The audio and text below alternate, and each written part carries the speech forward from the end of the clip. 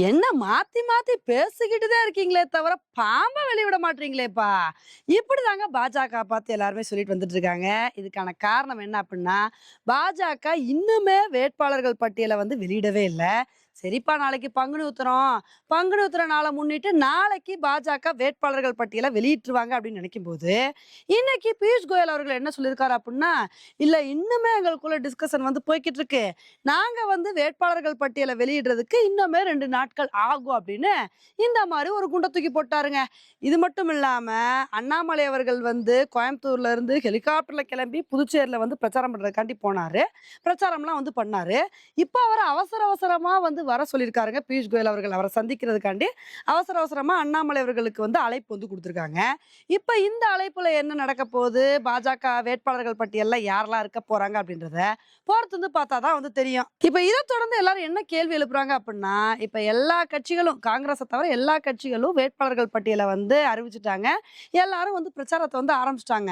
ஆனா இன்னும் வந்து பாஜக ஏன் வந்து வேட்பாளர்கள் பட்டியல வெளியிடாம இருக்காங்க? ஏன்னா, நேத்தே வந்து வேட்புமனு தாக்கல் வந்து ஸ்டார்ட் ஆயிருச்சு. 6ஆம் தேதி வரைக்கும் தான் வந்து டைம் இருக்கு. இதுலயும் நாளைக்கு லீவு, 3ஆம் தேதி லீவு, ஞாயித்துக்கிழமை ஒரு நாள் வந்து லீவு. வேட்புமனு தாக்கல் பண்றதுக்கே டைம் வந்து ரொம்ப கம்மியா தான் வந்திருக்கு. அப்படி இருக்கும்போது, இன்னும் வேட்பாளர்கள் பட்டியலையே நீங்க வந்து வெளியிடல அப்டின்னா, அடுத்தடுத்து வேலைகள எப்படி நீங்க வந்து குயிக்கா பார்ப்பீங்க? ஏன் வந்து வேட்பாளர்கள் பட்டியல வெளியிடுறதுக்கு இவ்ளோ தாமதம் வந்து காட்டிட்டு இருக்கீங்க? அப்படின்றது தான் எல்லாருமே பாஜக பார்த்து கேள்வி எழுப்பிட்டு வந்துட்டு இருக்காங்க. ஸோ இந்த விஷயத்துல தான் டிலே ஆகுறதுக்கான காரணம் என்னன்னு சொல்லிட்டு நமக்கு தோணுது அப்டின்னா, இப்ப கூட ஒரு சில நியூஸ் வந்துட்டு இருந்துச்சு. என்னதான் பாஜகவுக்கு 27 தொகுதிகள் குடுத்தாலுமே கூட, பாஜகவுக்கு தேவையான தொகுதிகள அதிமுக வந்து ஒதுக்கல. இந்த தொகுதி பங்கீடுல ஒரு சில அதிருப்தி வந்து இருக்கு. அண்ணாமலை அவர்கள் கூட பெரிய டிசப்பாயின்ட்மென்ட்ல இருக்காரு அப்படின்ற மாரி, இப்போ ஒரு சில நியூஸ் வந்துட்டு இருந்துச்சு இல்லையா? ஸோ இத தொடர்ந்து வந்து இந்த ஒரு டிசப்பாயின்ட்மென்ட்லாம் இல்லாம, கரெக்ட்டான கேண்டிடேட்ஸ செலக்ட் பண்ணி நிறுத்தணும்.